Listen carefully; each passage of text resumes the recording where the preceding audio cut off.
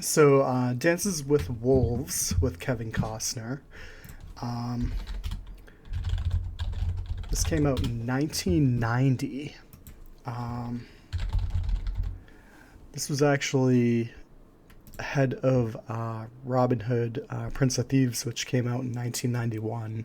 But Dances with Wolves, um, I would just say this is just a awesome like American film. Definitely a step up on Robin Hood, Prince of Thieves. I love Robin Hood, Prince of Thieves, which came out the year after. But Dances with Wolves is kind of like a whole different category. Um, to me, it's just got a very historical feel. Again, I don't really know what the historical accuracy of Dances with Wolves is. Um, I haven't really looked up too much about the background. I do know it was, adaptation of a novel. Um, but for me, movies aren't really about the accuracy or the facts. It's more about like emotion, and I think the most powerful thing about films is actually inspiring what you would call like an appreciation for a particular topic. So basically, Dances with Wolves, if you haven't seen it, basically takes place on the frontier. This man, John Dunbar, uh, at the beginning of the movie, kind of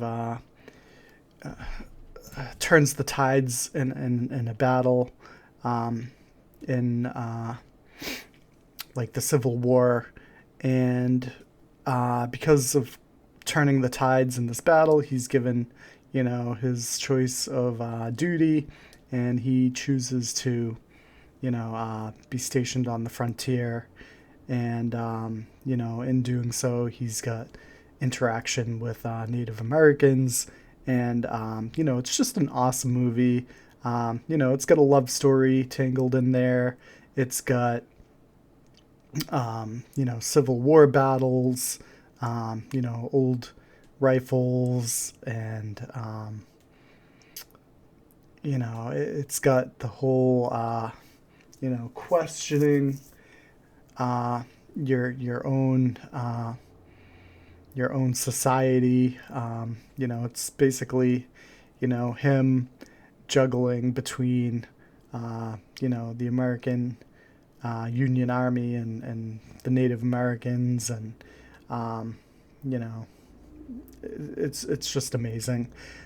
So for me, timelessness is paramount in movies.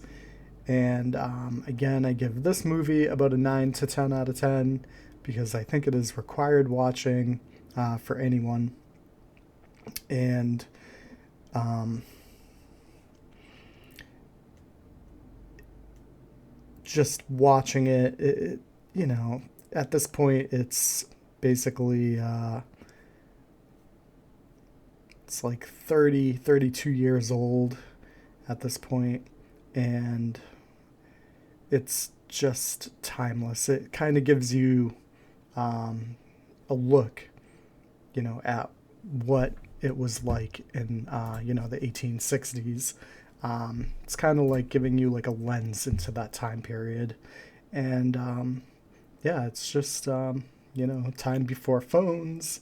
It's time before, um, vehicles. Just a different way of living, and it's just really interesting. Um, they really went above and beyond because even with the natives, I think they actually took that. It's actually been a little while since I've seen the movie. I saw it. I watched it through last year, but I think they actually took the time to the natives actually spoke their own language, which again, you don't want to always be 100% accurate within a movie, but you want it to be believable. Just with like the new Top Gun Maverick. It's like, the majority of the movie was all live action, but they did squeeze some, CGI in there. So it's like, just go just enough to make the movie, suspend the disbelief a little.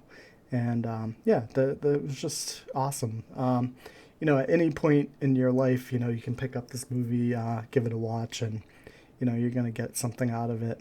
And there's nothing in it that's gonna, look at it and be like, oh, that didn't age very well, or whatever. It's just an enjoyable movie. So again, in my book, 9 to 10 out of 10.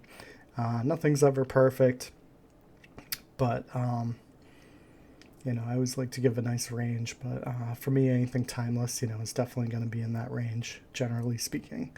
So Dances with Wolves, I definitely recommend checking it out. I like to try and keep these reviews short because I am limited to 15 minutes on this channel as of right now. Until next time, take a look at any other reviews I've posted. If you have